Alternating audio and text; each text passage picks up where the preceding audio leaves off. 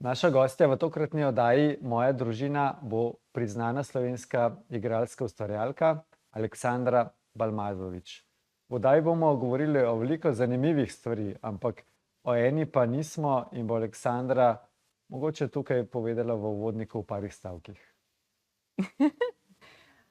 Ja, kako sem se spomnila, kako v bistvu v današnjem divjem svetu, ki razpada in kjer se izgubimo v potrošništvu, v milijon nepomembnih informacij, kako to celico, ki jo da družina, primarna, sekundarna, razširjena, kakršnakoli družina, kako ko vse to razpada, ko potrošništvo vpliva na to, da družina razpade, zato ker je lažje manipulirati z enoto, individualno enoto, kot pa z neko celostno skupino, kako tukaj ohraniš sebe in kako se najdeš, kako se ne zgubiš v tem.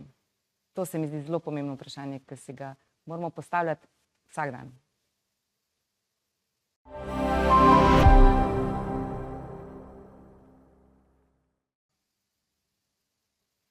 Drage gledalke in dragi gledalci, prisrčno pozdravljeni pri današnji oddaji Moja družina.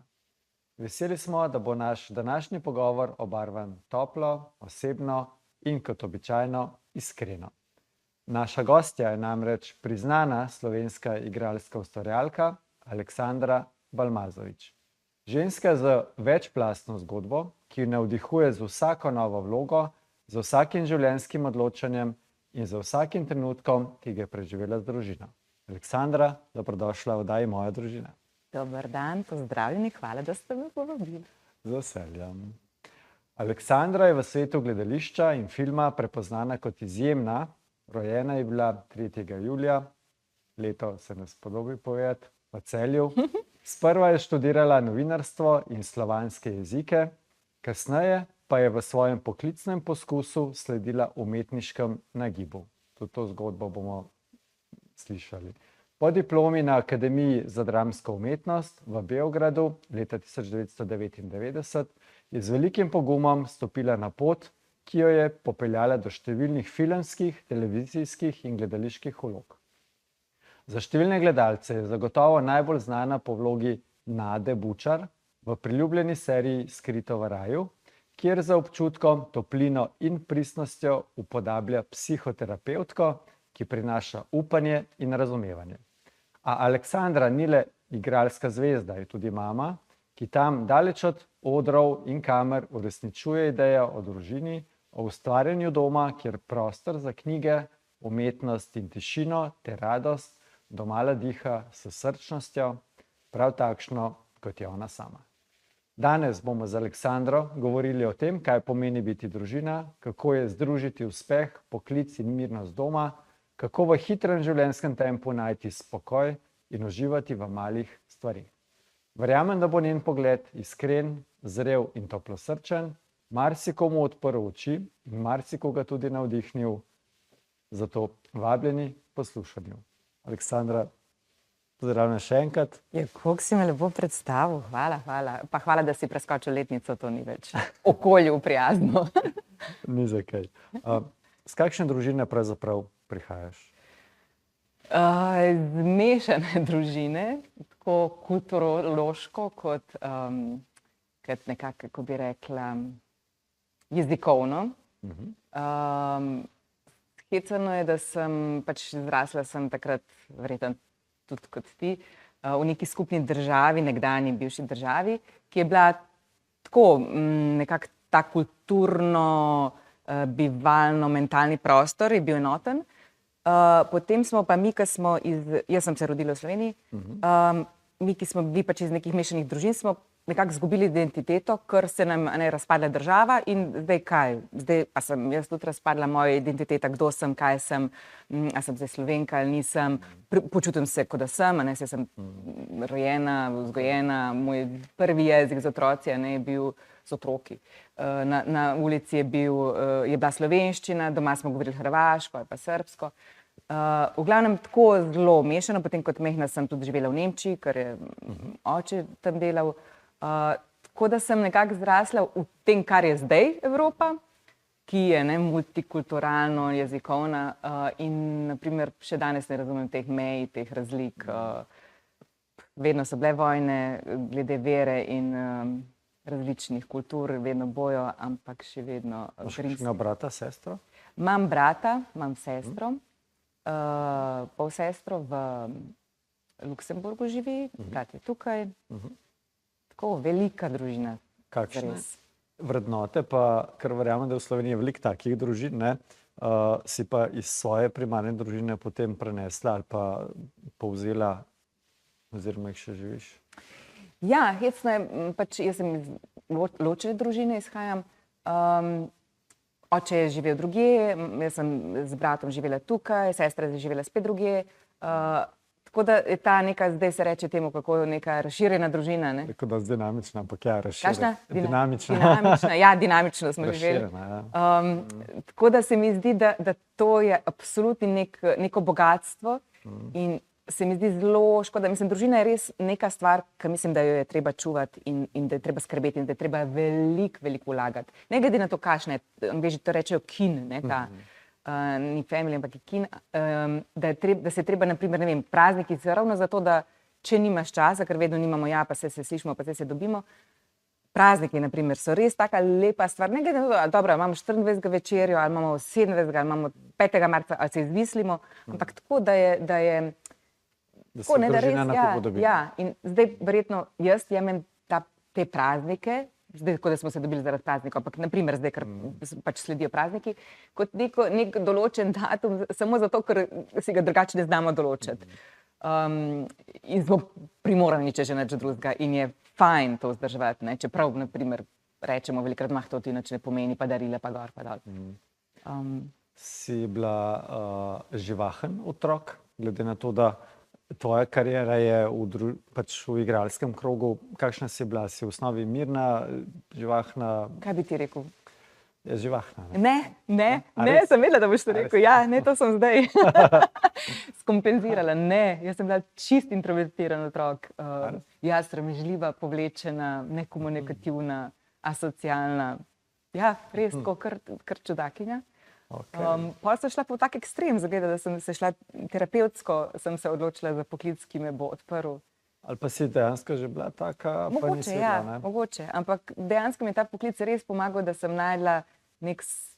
nekako najdla sebe, da sem se odprla k svetu, k odnosom. Jaz imam rada ljudi, res jih imam rada. Ko zanimajo me ljudje, njihove zgodbe, kdo si, kako se zgodi interakcija, neka energija medsebojna. Ali bi rekla, da je bila tvoj oče pa mama, da sta bila stroga pri vzgoji? Mama ja, ker je učiteljica bila. Tako da pač mislim, da imajo učitelji vedno to profesionalno deformacijo, ko mora biti red in disciplina. Oče je bil veliko manj prisoten v mojem življenju, ampak ne, on je bil tako, čeprav je bil zdravnik, je bil, se mi zdi, noter in glede na to, kako je deloval, tako zelo bolj umetniška duša. Tako da, ja. Preden grejo pol že, ker čas gre kar hitro na prvo fazo, me zanima v bistvu izobrazba. Imamo formalno izobrazbo, neformalno izobrazbo. Kako bi, bom rekel, povzela šolanje, se pravi formalni del, pa koliko je pomemben ta neformalni del za posameznika ali pa za tebe, koliko je bil? Neformalni misliš v katerem smislu? Neformalno učenje, kako se učimo v tem kontekstu, spoznavanje tem, ki se jih ne naučiš v šoli, komunikacije nazadnje. Ja, jaz mislim, žal, da je današnji sistem šolski zelo zastarel. Zelo. Moj sin je v mednarodni šoli, ki je veliko bolj up to date, torej napredna, nekako bolj sinhronizirana z dejansko družbo in svetom. Ker se prehajajo znanje iz enega v drugega, dela se na nekih analizah, na kritičnem mišljenju, na tem, da sam poiščeš znanje. Mislim, da v Sloveniji moramo kar veliko narediti glede tega, da podatkovni predmeti več niso aktualni, ker lahko najdeš podatke hiter. Jaz bi, na primer, nujno v šole uvedla ta nek, ne vem, kako bi rekla, management odnosov. Komunikacija. Komunikacija, odnosi, kako s svetom, kako kako intimni odnosi, kako poslovni odnosi, torej različno, kako smo v vlogah, kaj je pomembno. Tudi prilagodljivost. Tudi prilagodljivost, ja, seveda, seveda. Dokam, a ne, postavljanje meja, to se mi zdi zelo ključno, postaviti meje na nežen, mehek način, ne pa postavljanje meja za nazaj, ki ti že ne dviguje pritisk. Kakšen PR, na primer, ne, je tudi orang pomemben, pa ne zdaj PR v smislu tega kapitalističnega PR-ja, ampak da ti znaš, to imajo Američani, da ti znaš nekaj povedati, se predstaviti, da znaš kakršenkoli izdelek, karkoli delaš v življenju, Javni da znaš nastop, to. ne, nazadnje. Ja, javni Retorika. nastop, ja, retorika. Ne kot to, da znaš ti naučeno nekaj povedati, kar ti je nekdo rekel, ampak da ti znaš svojo misel artikulirati, da lahko svoje ideje artikulirano poveš, ker včasih, ne, tako kot Teslo, ne, poznamo Nikolo Teslo, nekemu je nekdo drug kradel ideje. Ampak pač on mogoče ni znal predstaviti svoje genialne izume ali pa se zanima. Komercialen način. Tako, ja. Da je prišlo do nekoga, ki bi to prepoznal, ne. Sprav načeloma en del formalne izobrazbe, ja, absolutno, Ja, mogoče bolj praktično, ne. Za življenje pa verjetno pomembno in eno in drugo, ne. Ker veliko gostov mi reče, lej, ta formalna izobrazba je zelo pomembna zato, ker te nauči zicledra oziroma vztrajnosti, ne. res Pa je. da ne moreš kar odnehati, ne.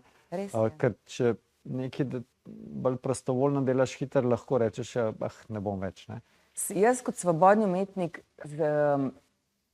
zastopam, da, mislim, lahko rečem z prve roke, da je samoiniciativa je najtežja stvar na svetu. Torej ti, če nimaš službe, ki te tera, da vsak dan vstaneš takrat in prideš takrat, če si moraš sam narediti nekaj, da si ustvariš delo, je to tako težko, če nimaš discipline. Zato so športniki, potem karkoli delajo, so tako uspešni, zato ker imajo to disciplino, ta drill, to vztrajnost, ne.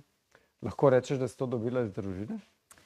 Pa lahko, ja. Jaz sem bila navajena, jaz sem kar pifler, mislim, sem kar tako, no, zagreben učenec, čeprav sem dvojček po horoskopu, me pol to nese, da imam 1000 idej, pa nobene ne izpeljem do konca. Ampak, ko se pa nekaj zares, ko si zadam cilj, kot sem si dala študij igre, sem šla v najbolj nemogočih časih, v najbolj nemogoča geografska področja. Naprimer, zdaj, par let nazaj sem se vpisala na magisterij v Beograd, filmske produkcije, in tudi mislim, da pregenialno se mi zdi, da sem to zdaj, ne takrat, ampak zdaj, ko že imam izkušnje, pa na podlagi teh izkušenj čisto drugače dojemam Super. znanje. Glede na to, da čas hitro teče, predlagam, da narediva kratko pavzo in se vrneva. Drage gledalke, dragi gledalci, verjamem, da je intervju zelo zanimiv.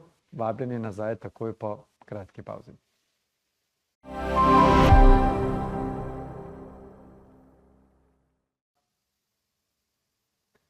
Dobrodošli nazaj v oddaji Moja družina. Danes se z nami je prav posebna gostja, nekateri jo gotovo že poznate, Aleksandra Balmazović. Preden sem zaključila, si rekla, vpisala sem magisterij, ne? Ja. Prav ta formalna izobrazba v pravem času je tudi zelo dobra, ampak imeli ste eno pa izkušnjo, ko ste se pa vpisovali v akademijo, ne? Ni šlo to čistko, ker z mojega vidika ste rojena igralka, ne? Ampak takrat ni tako izgledalo. Ja, ne, jaz ne vem, da je rojena. Mislim, da nisem rojena igralka. Jaz mislim, da sem to pol nekako, absolutno. Ne vem, če sem zdaj. Jaz verjamem v talent, ampak veliko bolj verjamem v delo, res. Tako se mi zdi, da... Če bi rekel, koliko talenta, koliko dela? Ne vem, mislim, da to, kar reče 20% talenta, pa 80% dela, mislim, da je pri vsakem drugače.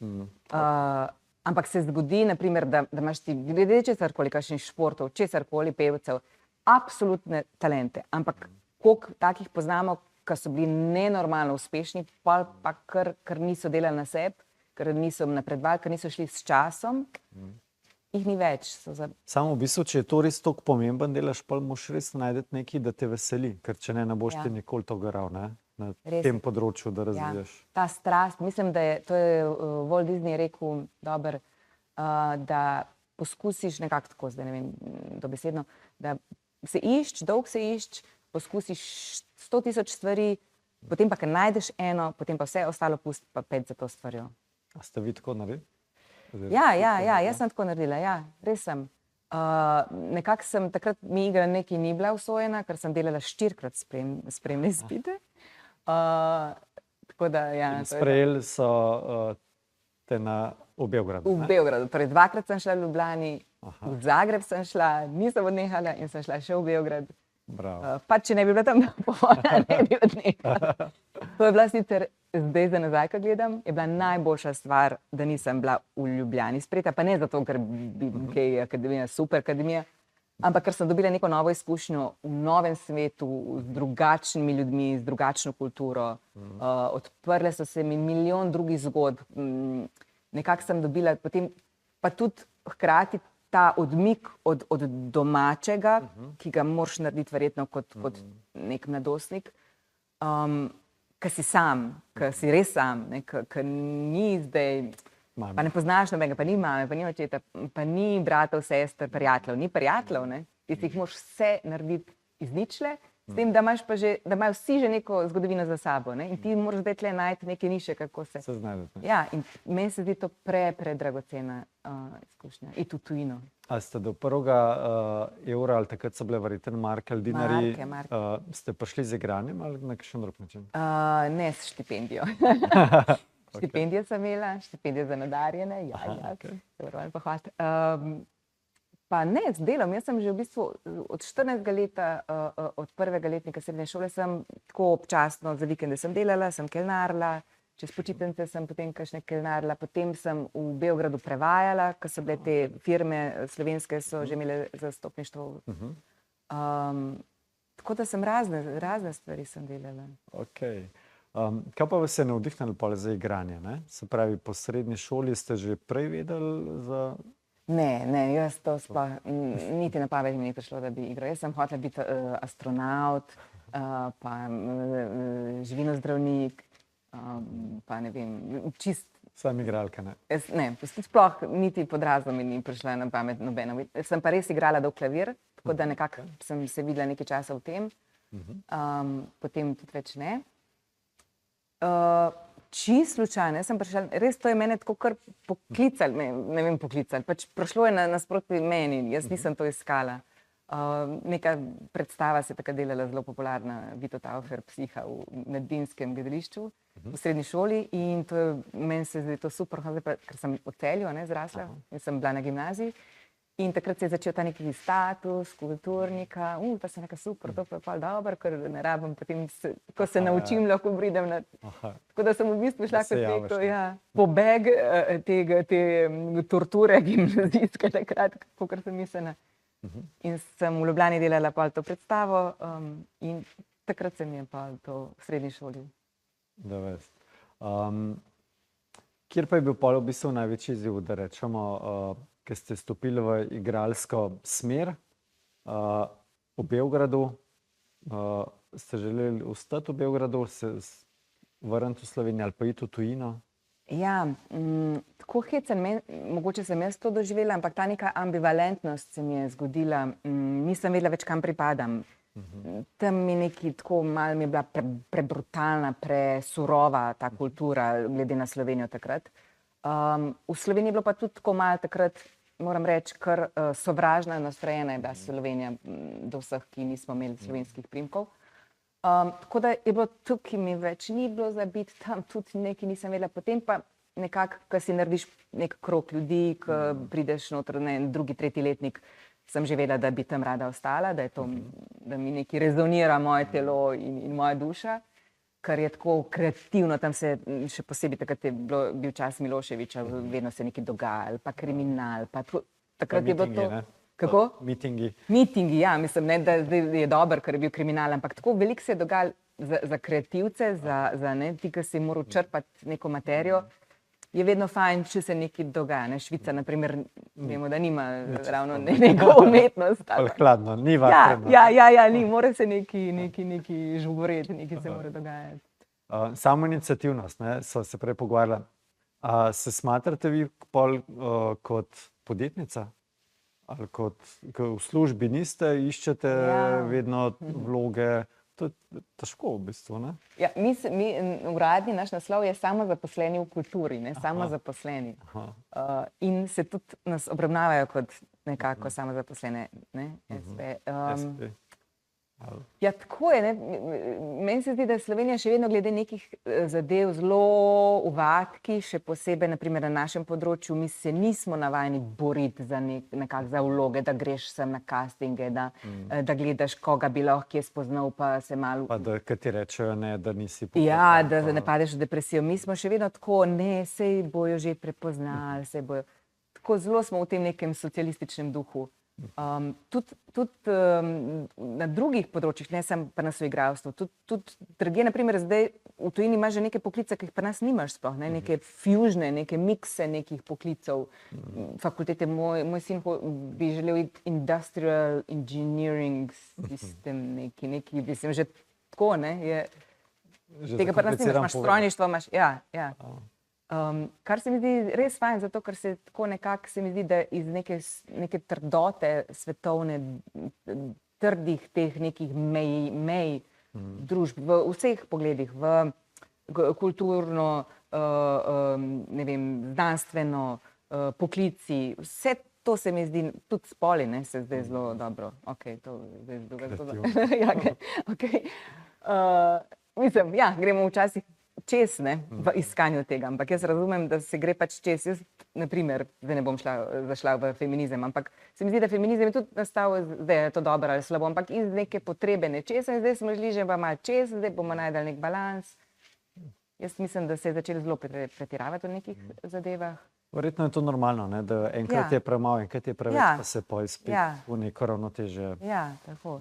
Je pa prav, se mi zdi pa, da živimo v res nekem zelo, zelo zanimivem času, ko se nek stari svet, pa novi svet, jaz tako čutim, da se nekako dogaja nek razhajanja tudi ljudi, ki so zelo v nekem starem svetu materialističnih, trdih vrednot in nek nov svet, ki je pa bolj nekako fluidno, lahkotno, duhovno mogoče bolj ozaveščeno.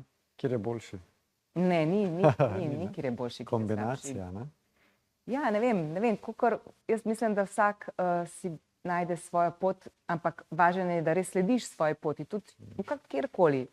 Samo da si to res ti in potem boš uspel in potem boš srečen. Tudi če ta, ne vem, jaz tako zdaj, polarno to razdvajam, da je to zdaj pa trdi nek materialistični svet. Ne, se tudi, valjda, se moramo jesti pa piti, pa z avti se moramo voziti. Sledi svoje poti, ne, skratka. Kako? Sledi svoje poti, ja, ampak težko, v tem balastu nekih informacij se je težko usesti. Jaz res verjamem v jogo, v meditacije, pa ne zato, ker so to neka filozofija vzhodnjaška, ampak ker ti pravi, da se moraš ti na ta trenutek, zdajle sva midva tukaj, jaz gledam, kako ti reagiraš, kako si živčen, ker jaz preveč govorim, ker morava končati. Vidim jaz to. Pravilno. Ja, ampak da je ta trenutek, zdajle pol ne bo imela časa, ampak zdajle sva pa tukaj in čeprav 3 minute, ne, da imamo ta fokus, da ni vse hitenje v prihodnost ali pa obžalovanje za preteklost. Predlagam, da prej končava, da bo prej prišla nazaj, ne? In drage gledalke, zaključujemo ta del, zato da pridemo prej v tretji del oddaje Moja družina z našo gostjo Aleksandro Balmazović.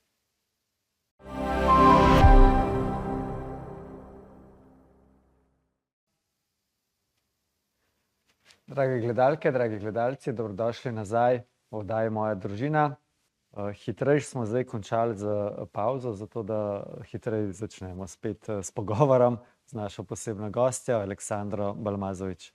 Aleksandra, mogoče, kjer je bila kakšna posebna prelomnica v vašem življenju, ki vas je zaznamovala v igralstvu ali pa kje drugje? Ja, posebna prelomnica je bila res ta odhod v Beograd, ker, kot se reče, ker je bila neka šola življenja. Jaz sem morala tako na hitro odrasti in vse te, takrat so bile, to je smešen, takrat so bili protesti v Beogradu, zdaj, ko sem se vpisala na magisterij, so spet protesti, tako da so me prosili, da doktorata, da naj se ne lotim doktorata. Tako da to so, ne hote, ali te politika zanima ali te ne zanima, si se moral nekako involvirati, ker se je šlo za vsakdanje življenje, za neko mislim, revolucijo, za neke ideje, ki smo jih hoteli sprovesti. Zdaj, ne, tudi zdajšnji študenti podobno, imajo. Ja, pač hočemo, mislijo in mislimo, takrat smo mislili, da si zaslužimo živeti v normalni državi, z normalnimi inštitucijami, nekoruptivno in tako naprej. Po mojem se zdaj isto, ali pa je podobno. Isto, isto. Pač in to so mladi ljudje, ne? Naprimer v Sloveniji velikrat, zdaj jaz nočem propagirati, ampak velikrat slišim, ker ni veliko informacij, ja, da to so pa brezdelneži, pa ljudi, ki se ne da delati. Ne, to so mladi ljudje, ki hočejo študirati in hočejo in se borijo za delovanje ene države, kar je res tako pogumno, tako tako pametno, tako brezkompromisno. Niso politični, apolitični so, samo hočejo, da nekdo odgovarja za neka dejanja. Preprosto. Preprosto. Katere dosežke v vaši karieri si štejete za najpomembnejše? V karieri ali v življenju? Ali pa lahko rečemo v življenju, ja. Ja, da imam tako res super sina, se vem, da vsi starši to mislijo za svojega otroka. Mislim, da sem s tem nekako želela sem si več otrok, moram priznati, ampak ta en se mi zdi to kvaliteten, da evo za 3 otroke. Tako da, mislim, tako je mali vedno, ko gledamo svoje otroke, ko jih gledamo, kakšni so, vedno tudi moramo videti, da je to del naše vzgoje. Zdaj, jaz če ga hvalim, sem tudi sebe pohvalila, njega. In če vidim v njemu neke napake, to pomeni, da sem jaz nekje spalila, da nekje nisem. Tako da to se mi zdi pregenialno, res otroke imeti, mislim, res ti zrasteš, vse veš, ti zrasteš kot človek, kot moški, kot ženska. In rad gledaš, kako odraščajo in kako srkajo stvari, življenje, kako gledajo na svet, kako se spreminja pogled na svet. Kako se spreminja in kako nas nadrastejo v nekih zadevah, kako nas prehitijo, pa tako mlajši so, pa nas prehitijo nekih. Samo moraš upravičati, ker ti je tako dobro, bom rekel. Moraš malo zabetirati, ja. Kaj pa vas trenutno najbolj Prosti, v karieri. Evo, lahko, Ja. bom zdaj prosti, ker sem te prekinila. Pa najbolj sem ponosna, veš na kaj, da sem, imela sem res že kot dosti mlada, sem imela zelo uspešen film, Sivi kamen rdeče barve, ki mi je prinesel tudi nagrade in v Berlinu in agentko in potem še naprej in naprej. Takrat se mi je na primer odprla kariera, kako že temu se reče. Ampak najbolj ponosna sem, da nisem odnehala takrat, ko sem mislila, da je konc. In to se je dogajalo velikokrat, ker ko ti nisi zaposlen, ko nimaš rednih prihodkov, moraš zdržati amplitude od tega, da si res, imaš 5 minut na vrhu, do tega, da misliš, da si pozabljen, da pač nisi več za to stvar, ker nimaš nobenega projekta, ker te noben ne pokliče. In to so, naučiti se to handlati, s tem živeti, s temi padci, je tako kar borba sam s sabo, no? Da razumeš, da je to nek cikel življenja, celo življenje gre tako, gor dol. In sem najbolj res ponosna na to, da sem še vedno v tem poklicu, da ga še vedno upravljam z isto strastjo, vestjo, tako z istim tem pristopom in da ga nadgrajujem v nekih. To se mi zdi zelo, zelo pomembno v vsakem poklicu. Ravno pri poklicu igralca, ki so te amplitude, je pol tudi pomembno, da vsak posameznik si daje na stran za slabe cajte, takrat, ko nima vloge, da ni tudi v težavah z financami. Ja, to jaz nisem vedela tega. To te tudi v šoli verjetno ne naučijo. To te v šoli ne, pa bi ste morali, res bi te morali. Kako šparati v življenju, to se tako sliši, meni je to še 10 let nazaj izgleda, da zdaj to neka babice pa detki govorijo, treba je šparati. Imam še dosti časa. Imam še dosti časa, pa kar naenkrat vidiš, da si stržen. In da, naprimer, v mojem primeru nisi nič prišparal. Vsak dan je nova šansa. Vsak dan je nova šansa, tudi energetsko šparanje, tudi finančno šparanje.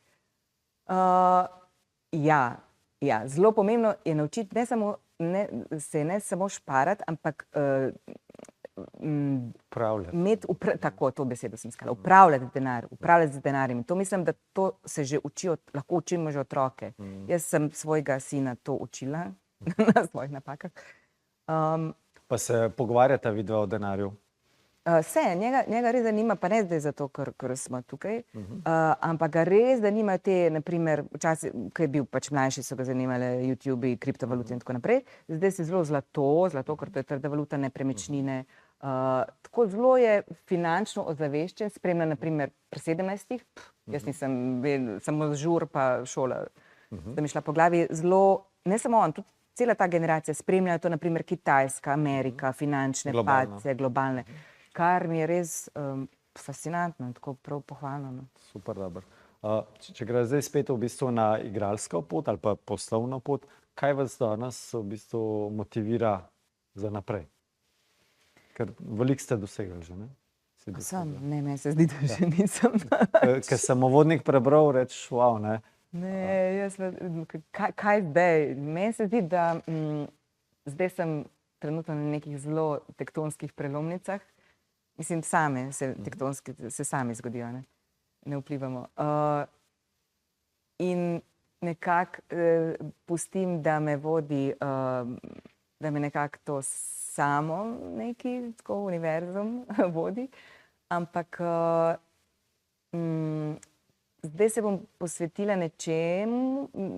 Šla sem študirati to produkcijo, zato da bom imela nekaj opremljivega, da ne rabim tako stabilnega, da bom lahko tudi sama zbirala projekte, ki jih bom delala, ideje, svoje zgodbe. Tako da v tem se vidim v prihodnosti. V igri bom ostala, dokler pač bom lahko. Drugače pa se tudi nekako bi rada tudi kaj drugega poskusila v življenju. Sprav motivacija je vedno narediti nekaj novega. Ne nazadnje, vsaka nova vloga je nekaj čist drugače, predvidevam. Je, ampak naprimer pravijo, da sinapse možganske, da se razvijajo, da možgane treniramo tako, da se naučimo novih jezikov, novega inštrumenta. Se najbolj. Življenje imeti v ravnovesju. Kako to izgleda pri vas? Pa ne izgleda vedno v ravnovesju. Uravnotežen kaos? Ja, mislim, da sem pač mogoče po naravi taka, da vse, potem pa nič, pa vse pa nič. In tudi verjetno sem ta poklic, ki sem ga morala amplitudno nekako se naučiti balansirati, energetsko. Mislim, da celo moje dosedanje življenje izgleda tako, da je se bilo pa tako, ne. In zdaj mislim, da zelo me zanima to nekako, te nekako, ne vem, vzhodnjaške... Umirjene stvari malo. Kako? Malo bolj umirjene stvari? Umirjene stvari, ja, joga, meditacija. Se mi zdi, da zelo bi rada šla v nekaj, kaj še več, kaj še te možgani ponujajo več, kaj še več od tega, kar vidimo, tipamo. Ja, to me tako res fascinira in mislim, da še toliko neraziskanih svetov v naših možganih. Še eno zadnje mogoče vprašanje. Igralci se morate naučiti na pamet, pač tekst, pa vlogo, pa tako naprej. Sprav, veliko berete. Nekaj, kar vam drugi dajo. A berete tudi knjige za svojo lastno, v bistvu na svojo lastno iniciativo, kar radi berete? Pa kaj ste nazadnje prebrali? Kaj sem nazadnje prebrala? To je, ja. Jaz res skozi berem. Nazadnje sem prebrala, sem brez veze, ampak ni brez veze. Jorge Bucay, naprimer njega skozi berem, kot psihoterapevt, ki skozi zgodbe, vrhunske zgodbe, razlaga življenje. Sploh nima veze zdaj z neko psihoterapijo. Njega, naprimer, to so mi super knjige, ki se lahko vračaš, ko ni zdaj, da prebereš od prve do zadnje. Mi moramo skozi brati, zato da ker ti ne moreš ustvarjati samo iz tega, kar dobiš napisano. Ti moraš ustvarjati iz nekega materiala zbranega in noter zliti. Moraš raziskovati druge ljudi, druge svetove in skozi literaturo to tudi se največ počne. Ja, skozi serije pa skozi filme tudi, ampak to je že neka druga roka nečesa, kar si je nekdo že predstavlja. Ti pa se mi zdi, da je zelo velika škoda, da to branje kar umira. Pa še eno vprašanje, res za konec, zdaj sem se ga spomnil. Kako, bom rekel, narediti, da nimaš treme pred nastopom? Moraš jo imeti. A moraš? Moraš Se pravi, ni imeti. nič narobe, če imaš. Ne, moraš jo imeti zato, ker potem ti to da fokus. Neverjeten fokus. Če nimaš, si brezbrižen in se, torej ti, ki si na odru, ljudje čutijo tvojo misel skozi ta fokus, skozi energijo. In ti ne moreš dati svoje misli, kaj hočeš povedati, če to energetsko njim ne preneseš. Ker če pa nimaš treme, si pa tako mal govoriš in to se dogaja pri kakšnih govorcih in jih noben več ne posluša čez 2 minuti. Zato, ker niso fokusirani. Ker ta trema deluje na to, da ti moraš misel svojo artikulirati. Aktiven biti, ne? Ja, aktiven biti. Je pa res, da preveč treme te lahko poje. Jaz imam vsakič tremo. Zdaj takole nimam, pred kamero nimam. Ne, pred kamero imam tudi vsakič prvi dan snemanja imam tremo. Na odru imam vedno, je en trik, če je veliko ljudi, se nikoli ne fokusiraš na, ker se ti zbeži misel na 10 njih, na 2, 3 mogoče znane, ker so ti znani obrazi, ali pa čisto neznani, kolikor ti bolj paše, se fokusiraš in vedno njim govoriš. Super. In ostalo množico samo poskušaš zamegliti. Okay. Najlepša hvala, Aleksandra, res zanimiv intervju oziroma zanimiva gostja. Hvala. Drage gledalke, dragi gledalci, verjamem, da vam je bilo zelo zanimivo, da ste kaj zanimivega spoznali, predvsem nikoli ne odnehati, bodite vztrajni, ne? In pa da trema ni nič, bom rekel, napačna, ne? V bistvu je celo zelo dobra. Pa da je treba šparati. Ja. Hvala lepa za vašo pozornost in vidimo se v naslednji oddaji Moja družina.